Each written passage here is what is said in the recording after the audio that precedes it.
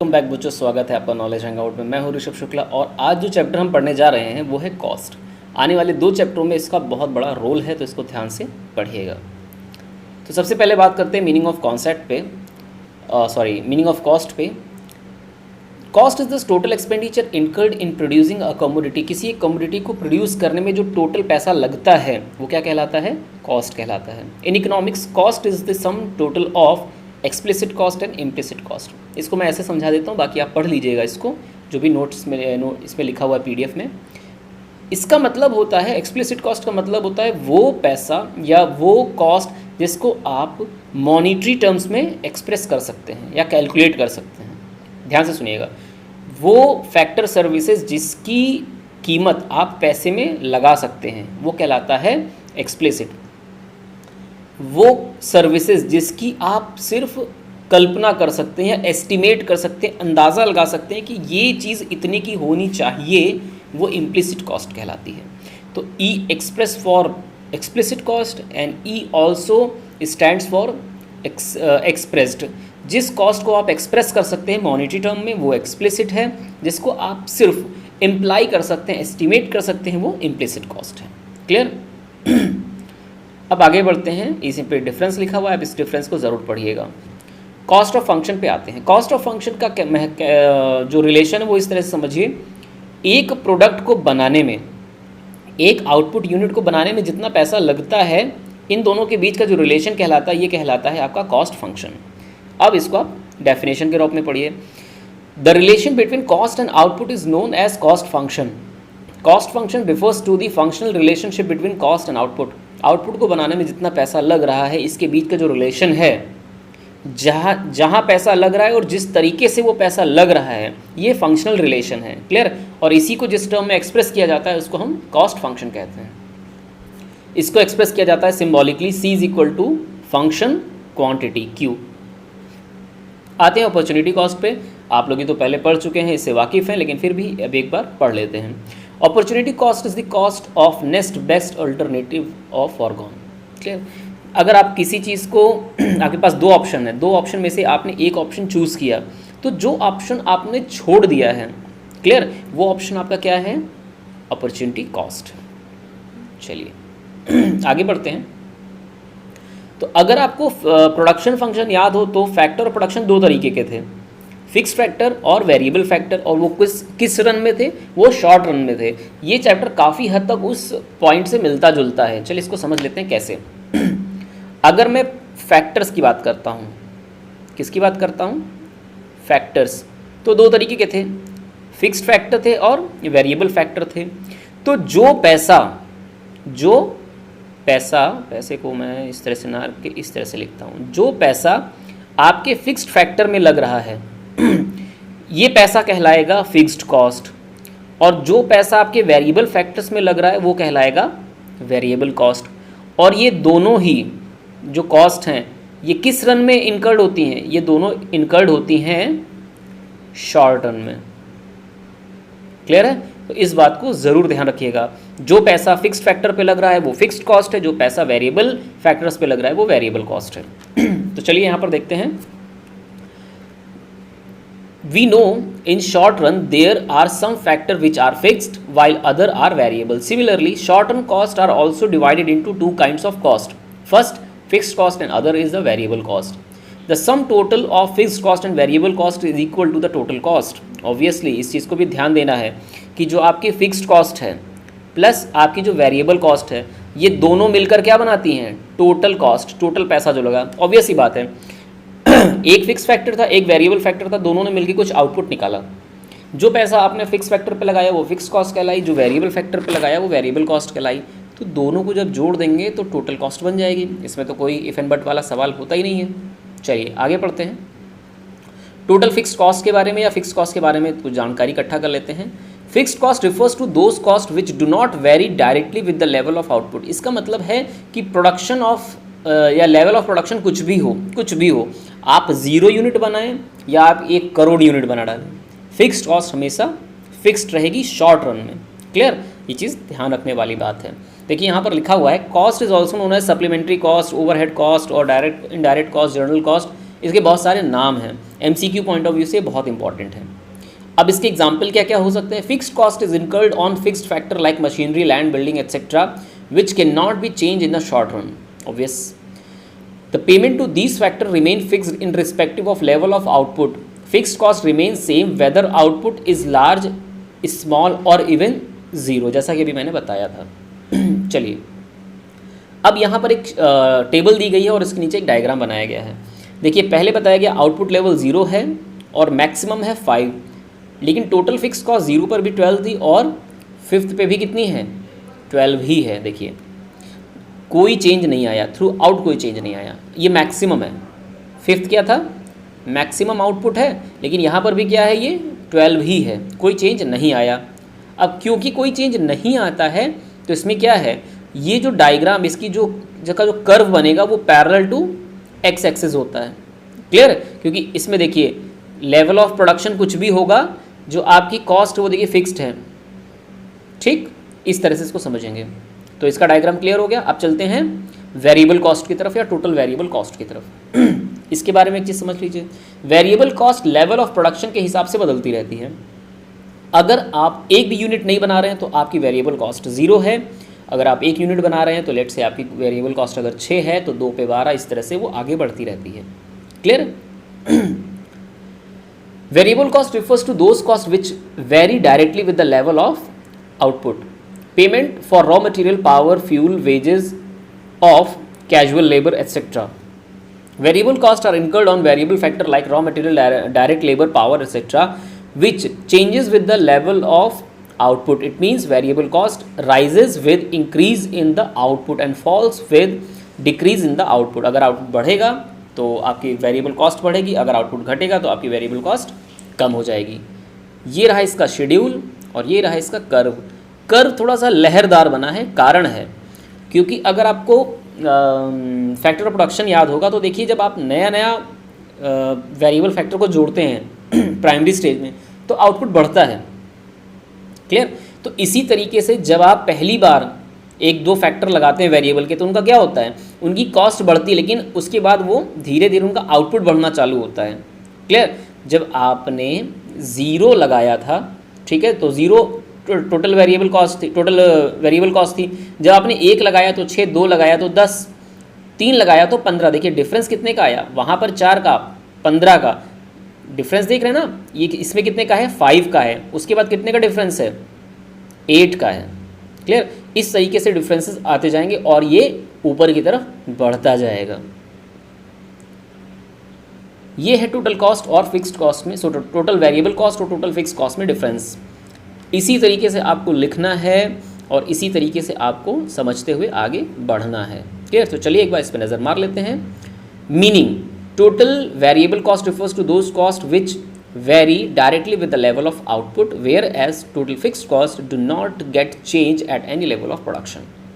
Time, ये short run में होती है, दोनों ही शॉर्ट रन में होती है। कमाल की बात क्या है, शॉर्ट रन में आप इसको बदल सकते हैं, ठीक है, बट फिक्स्ड कॉस्ट को आप शॉर्ट रन में कोई भी बदलाव उसमें पॉसिबल नहीं है। Cost at 0 output, variable cost 0 level के साथ 0 होती है, फिक्स्ड कॉस्ट एग्जिस्ट करती है जो कि throughout the production same रहती है। क्लियर? अगला है factor of production. It is incurred on variable factor like labour, raw material etcetera, और it incurred on the fixed factor like land, building, machinery etcetera. Shape curve, TVC is inversely S-shaped as variable cost increases initially at a decreasing rate, then it constant rate and finally it an increasing rate। ये क्या होता है, पहले increasing rate से बढ़ता है, फिर decreasing rate से बढ़ता है, फिर इंक्रीजिंग रेट से बढ़ने लगता है ये। क्लियर? लेकिन जब आप डायग्राम बनाते हैं और डायग्राम जो प्रैक्टिकली देखने को मिलता है आपको रियल लाइफ में, वो क्या है कि पहले डिक्रीजिंग रेट से बढ़ता है, फिर कांस्टेंट रेट से बढ़ता है और उसके बाद इंक्रीजिंग रेट से वेरिएबल कॉस्ट बढ़ती रहती है। लेकिन फिक्स्ड कॉस्ट के केस में क्या है, ये एक पैरेलल लाइन है, parallel to X axis. Example वही, जो फैक्टर ऑफ प्रोडक्शन होंगे वेरिएबल, वही उसके एग्जाम्पल्स होंगे। चलिए तीनों का कंबाइंड डायग्राम है, बहुत अच्छा। देखिए यहाँ पर आपको अभी थोड़ी देर पहले मैंने बताया था कि fixed cost plus variable cost is equal to total cost, यही था। अब देखिए यहाँ पर आपको क्या क्या गिवन है, यहाँ पर गिवन है आपको फिक्स्ड कॉस्ट, वेरिएबल कॉस्ट और टोटल कॉस्ट। क्लियर, ये रही टोटल कॉस्ट। तो करना क्या है, इस लाइन को और इस लाइन को जोड़ देना है और ये लाइन आपको रिजल्ट में मिल जाती है। क्लियर है? तो चलिए देखते हैं क्या है। जीरो लेवल ऑफ आउटपुट पे फिक्स्ड कॉस्ट है आपकी 12 और वेरिएबल कॉस्ट है 0, यानी कि टोटल कॉस्ट हुई आपकी 12। इसी तरीके से जुड़ता चला जाता है। आते हैं कर्व पे। तो कर्व में कुछ खास बात है जो आपको ध्यान देने वाली है। पहली चीज़, फिक्स्ड कॉस्ट तो फिक्स रहती है, जो टोटल वेरिएबल कॉस्ट है इसका जो शेप इस तरह से गया हुआ है, तो बहुत से लोग कहते हैं सर ये टोटल कॉस्ट जो होती है टोटल वेरिएबल कॉस्ट के पैरेलल क्यों होती है? भैया वो इसलिए होती है क्योंकि फिक्स्ड कॉस्ट तो फिक्स है।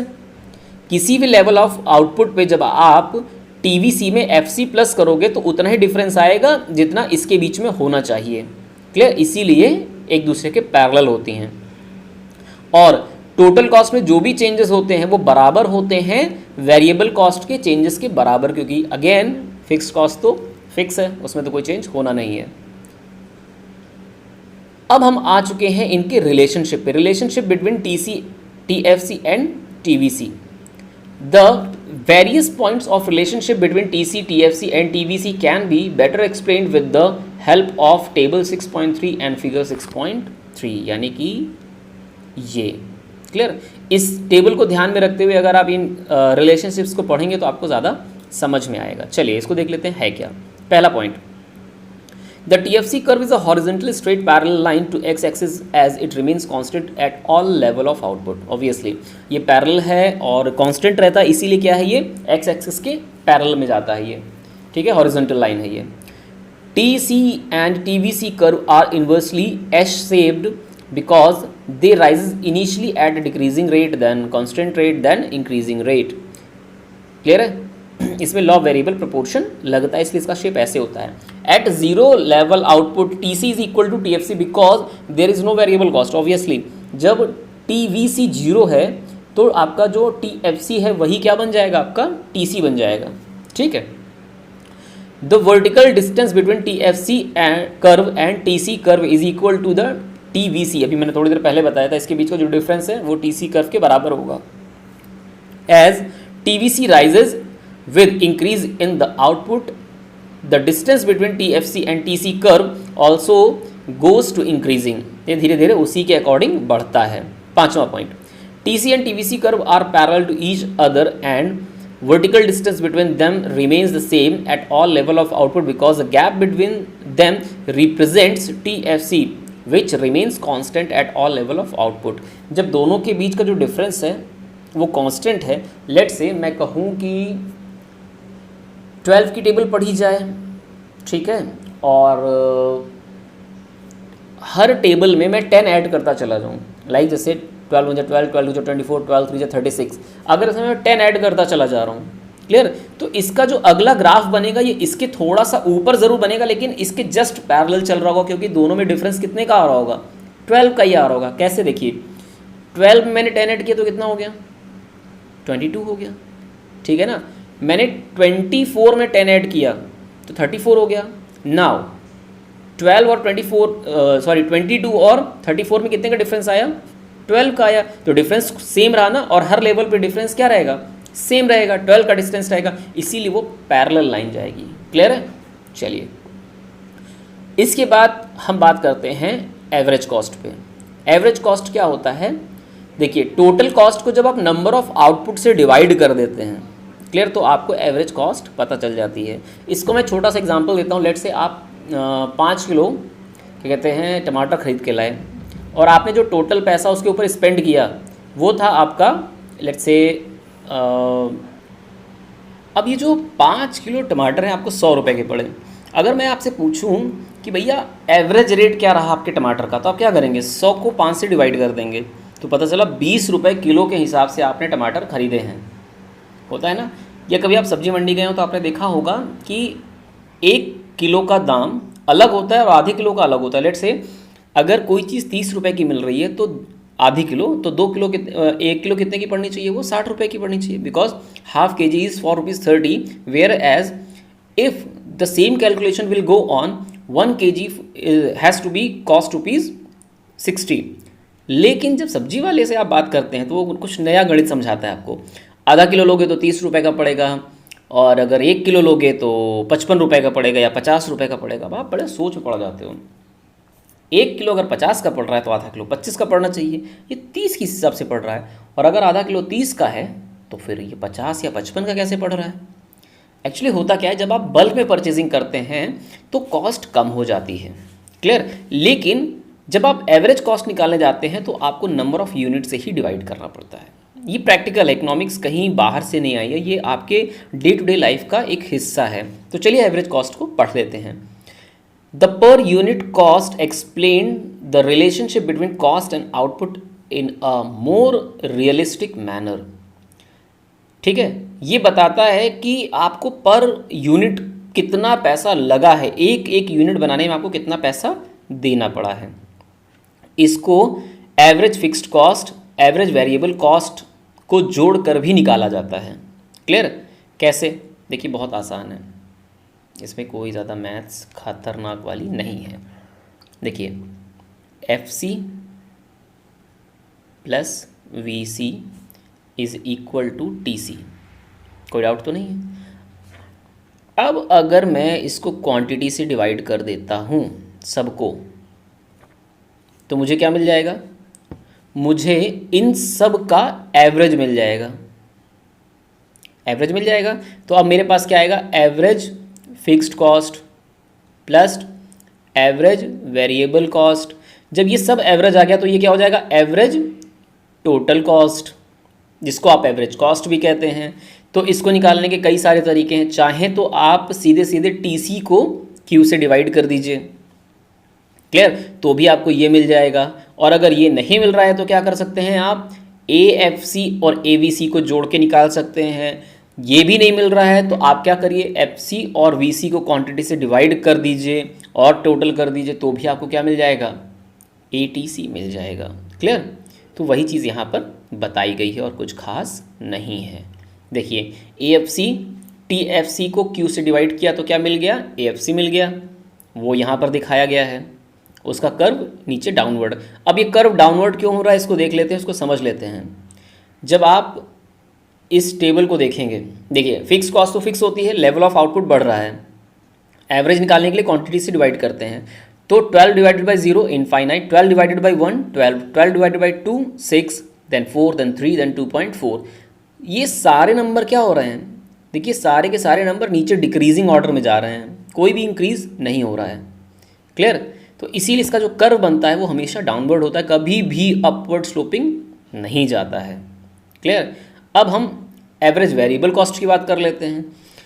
एवरेज वेरिएबल कॉस्ट का मतलब क्या है, जो वेरिएबल कॉस्ट उसको आप क्वांटिटी से डिवाइड करिए और जो आंसर आएगा वो आपका एवरेज वेरिएबल कॉस्ट होगा।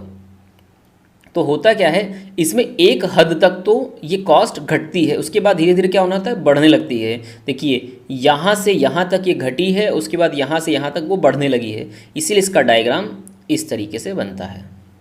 क्लियर है? चलिए अब इन दोनों को जब जोड़ देंगे तो क्या मिल जाएगा हमको, तब हमें मिल जाएगा AC कॉस्ट। क्लियर? तो कभी कभी इसका जो कंबाइंड डायग्राम बनता है वो इस तरीके से बनता है। ये आपका बन गया AFC, उसके बाद आपका जो कर्व बनता है ये बना आपका AVC। इन दोनों का जो मिली जुली सरकार का जो एक वो बनेगा डायग्राम, वो इस तरीके से बनेगा, ये कहलाएगा AC, यानी कि एवरेज कॉस्ट, या ATC कुछ भी हो सकता है। क्लियर? तो इस तरह का डायग्राम हो सकता है आपको आगे देखने को मिले। चले देख लेते हैं, ऐसा कोई डायग्राम है, ये देखिए बना हुआ है।